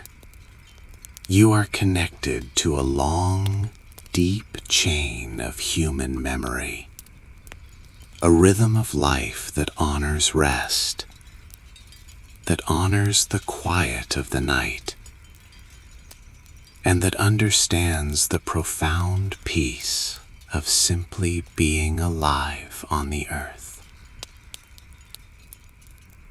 Let your breathing match the slow, steady rise and fall of the sleeping wilderness around you. Let the modern world, with all its noise and its urgency, completely dissolve into the shadows. Let the deep, comforting dark of the ancient night hold you softly, securely, and completely. Let the endless, open plains of the ancient wilderness slowly fade from your mind. Release the sound of the wind in the tall grass, and let the vast herds of the past drift away into the quiet dark. Tonight, we are going to look inward. We are going to travel away from the grand movements of history, away from the rising empires and the sweeping migrations, and focus entirely on the quietest, most intimate journey of all, the journey of the human body through time. We are going to explore a mystery that touches every single one of us, a quiet transformation that changed what it meant to be human, not with a sudden revolution, but with a slow, almost invisible stretch of time. If you are a person living in the modern world, you carry a heavy, invisible burden. You live under the constant pressure of time. You watch the clock, you count the days, and you measure your worth by the years that have passed. There is a story we are all taught, a persistent myth that haunts our understanding of the past. We are told that for the vast majority of human history, life was incredibly short. We are told that our ancestors lived desperate, fleeting lives, and that reaching the age of 30 was a rare and final milestone. This story makes us feel as though our own bodies are running out of time, as if 30 or 40 is a biological wall, an end to our prime. But as you lie here tonight, safe and warm in the dark, I want you to completely let go of that fear. I want you to understand that this story, this terrifying countdown, is mostly an illusion. For most of human history, the age of 30 was not a biological ceiling. It was not a finish line built into your DNA, and people did not simply wither and fade when they reached it.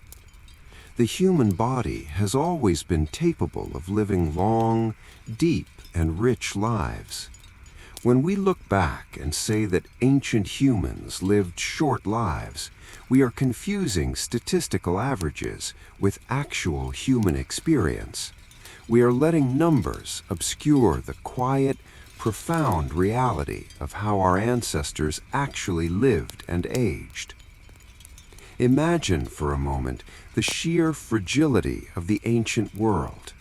Long before the comforts of modern medicine, before the safety of solid walls and regulated heat, human life unfolded in environments where stability was incredibly rare.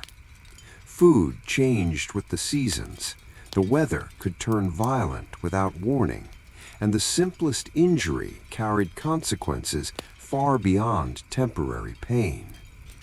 In this world, the earliest years of life were a perilous corridor. Infancy and childhood exposed the human body to threats it was simply not yet equipped to resist. Infection, exposure, and periods of scarcity claimed many lives long before they had the time to develop memory, skill, or a social role. When modern historians look at the past, they take all of those early quiet losses and average them together with the lives of those who survived. This mathematical compression pulls the average life expectancy down to 30, creating the false illusion of a uniformly short existence. But the truth is much softer and much more beautiful. 30 was never a wall. It was a threshold. It was a moment where survival had already proven itself against the instability of the world.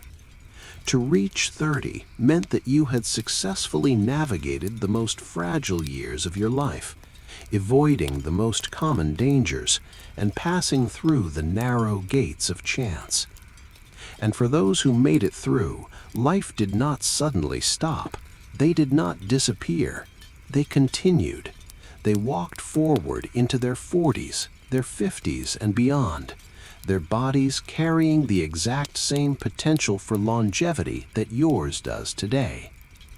So the real mystery is not how human biology suddenly magically changed to allow us to live past 30. The human organism has always been capable of endurance. The real question is how the world around us slowly began to soften, allowing that deep, natural longevity to finally reveal itself. To understand how this happened, you do not need to look at dramatic medical breakthroughs or massive technological leaps. You only need to look at the quiet, ordinary habits of daily life. Imagine a small group of early humans finding a cave or building a simple structure of branches and hides. Outside, the wind is howling, carrying the bitter chill of a winter storm. In the past, this constant exposure to the elements would have drained the body of its energy, forcing the heart and the immune system to work relentlessly just to maintain a baseline of survival. The body was constantly tested, operating entirely at its limits. But inside this simple shelter, the world is different. The wind is blocked. The driving rain cannot reach them. In the center of the space, a fire is burning, casting a warm, flickering golden light against the walls. This fire is doing more than just providing heat. It is preserving human energy. It is reducing the metabolic cost of staying warm. The people sitting around this fire do not have to burn their own physical reserves to fight off the freezing night. The fire does the work for them. It cooks their food, breaking it down and making the nutrients easier to absorb, allowing their bodies to extract more energy with far less internal effort. These changes seem small, but over a lifetime they are profound. They create a buffer between the vulnerable human body and the harshness of the earth. A body that does not have to spend every waking moment fighting the cold, or struggling to digest raw food, or shivering through the dark, is a body that can preserve its strength. It is a body that can heal. Survival was no longer about enduring constant, unrelenting stress. It became about finding small moments of reprieve, pockets of warmth and safety where the nervous system could finally, truly relax. As you lie in your bed tonight, feel the softness of your blankets and the quiet stillness of your room. You are experiencing the ultimate evolution of that ancient desire for shelter. Your body is doing exactly what bodies have done for thousands of years when they finally find a safe, warm space. It is letting down its guard. It is redirecting its energy away from survival and defense and turning it inward toward rest, repair, and deep, peaceful restoration. As these quiet buffers accumulated, another profound shift occurred in the story of human aging. It was the invention of recovery. In the most ancient chapters of our history, an injury or a sudden illness was often a fatal event, not because the human body lacked the capacity to heal, but because it was never given the time or the space to do so. If you were sick, you still had to walk. If you were injured, you still had to search for food. You were exposed, exhausted, and left to face the vulnerability entirely alone. But as communities stabilized, as humans began to live in more cohesive, cooperative groups, the nature of vulnerability fundamentally changed. Imagine lying by that same fire, your body aching with a fever, or your leg wounded from a fall. You are completely incapacitated. In a solitary world, this would be the end. But you are not alone. You are surrounded by your kin, by people who recognize your value and share your burdens.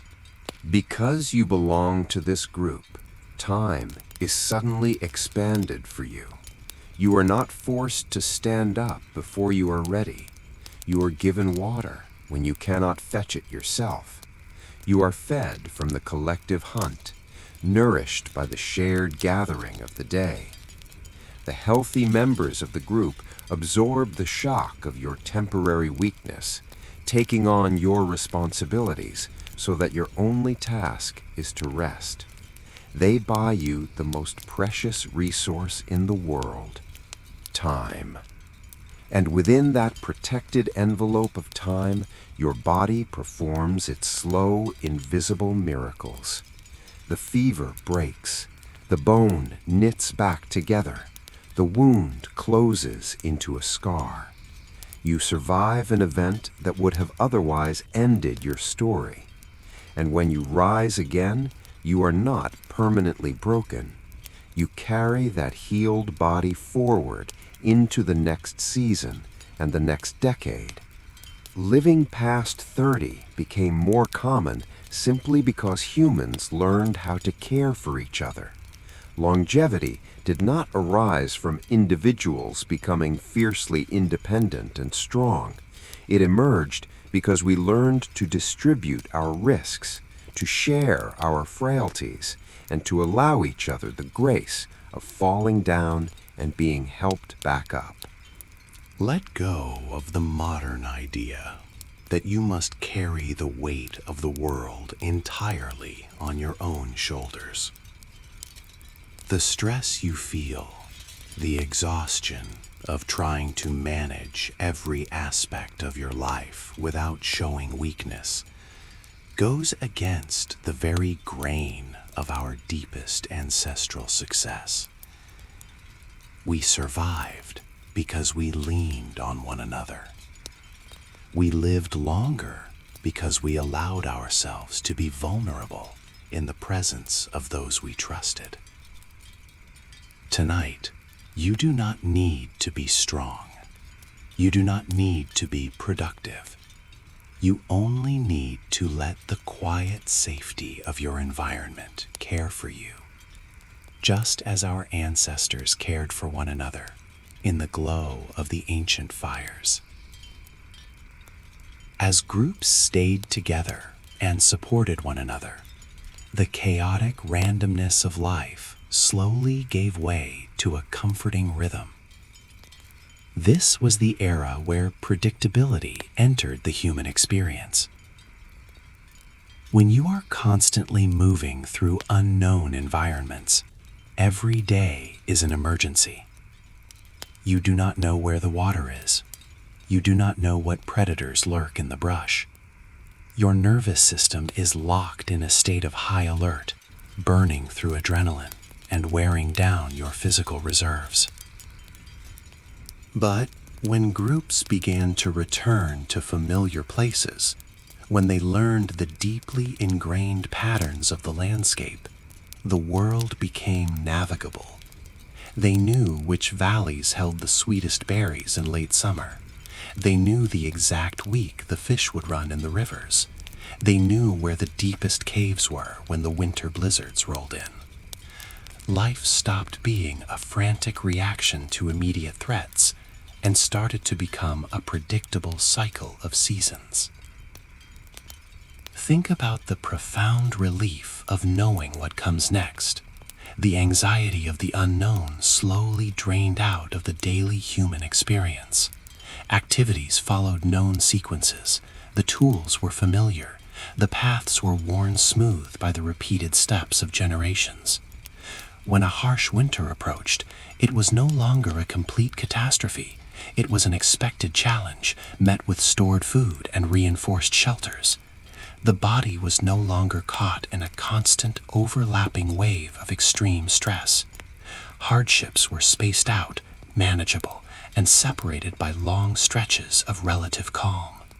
This slowing down of life preserved the human body in incredible ways. When the nervous system is allowed to rest, when the heart is not constantly racing, the wear and tear on the physical form decreases dramatically. Aging slowed, not through magic or medicine, but through the simple, powerful act of routine. The body aged within a framework that supported maintenance, rather than constant, desperate repair. In your own life, you might feel overwhelmed by the endless repetition of your daily routines. The commute, the tasks, the schedules. But tonight, try to view that predictability not as a trap, but as an ancient luxury. The fact that you know exactly where you will wake up tomorrow, that you know your environment is secure, is a profound evolutionary victory. Let that certainty wash over you. Let the safety of the known quiet your racing thoughts. There are no sudden threats waiting for you in the dark. There is only the peaceful, unbroken rhythm of the night. As people began to live longer, passing seamlessly through their 30s into their 40s, 50s, and 60s, the very structure of human society evolved to honor this extended time. In a world of short, brutal existences, physical strength and raw speed were everything. If you could not hunt or fight, you were a liability. But as survival stretched out, the definition of usefulness beautifully expanded. The older members of the tribe did not have to run down the buffalo. They did not have to carry the heaviest stones. Their value shifted from their muscles to their minds. A person who had lived for 50 years was a living library. They held the memory of the great droughts and knew which deep roots could be eaten when the standard crops failed. They remembered the subtle signs in the clouds that preceded a devastating storm. They held the knowledge of which plants reduced a fever and which paths led safely over the mountain passes. Aging stopped being a process of slowly becoming useless and instead became a process of gathering immense, essential worth. The elders became the anchors of the community. They were the guides, the storytellers, the strategists, and the caregivers. They sat by the fire, repairing tools with practiced, patient hands, watching over the young children while the adults gathered food. They were integrated, respected, and deeply necessary for the survival of the entire group. This meant that as you aged, you were not discarded, you were protected. The community ensured that the older generations were fed and sheltered because their experience was recognized as the greatest tool the tribe possessed. Longevity fed the community's success, and the community's success ensured longevity. It was a perfect, harmonious circle. Identity was no longer tied to youth. It unfolded across decades, growing richer and more layered with every passing year. As you move through your own life, navigating the stresses of aging in a modern world that is so unnaturally obsessed with youth, remember this ancient truth. Your value does not diminish as the years pass, it deepens. Every challenge you have faced, every stress you have navigated, every problem you have solved has settled into you as wisdom. You are accumulating experience, building a quiet internal library that makes you more resilient and more grounded.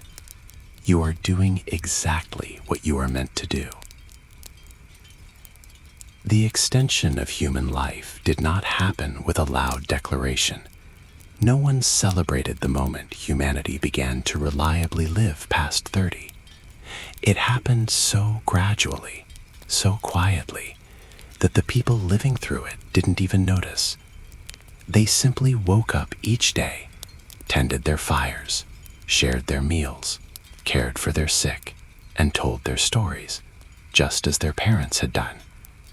But because they did these things with slightly more stability, slightly more cooperation, and slightly more predictability, the years simply kept arriving.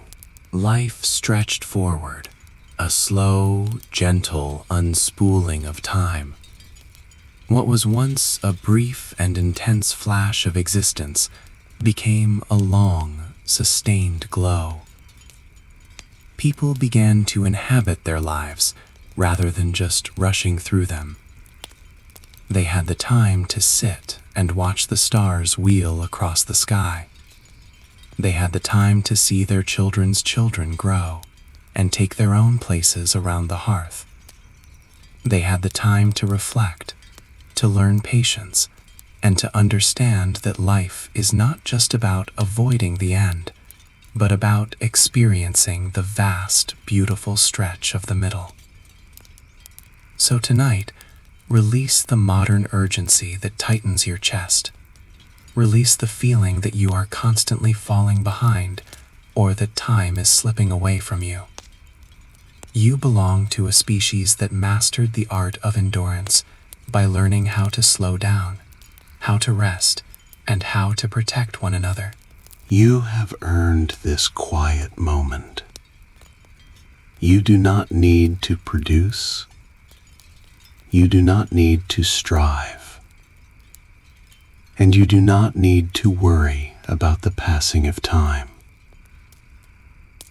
Let the slow, ancient rhythm of human continuity settle into your bones. Let the deep, comforting knowledge that you are safe, that you are sheltered, and that you have all the time you need lull you into a state of profound peace. Close your eyes.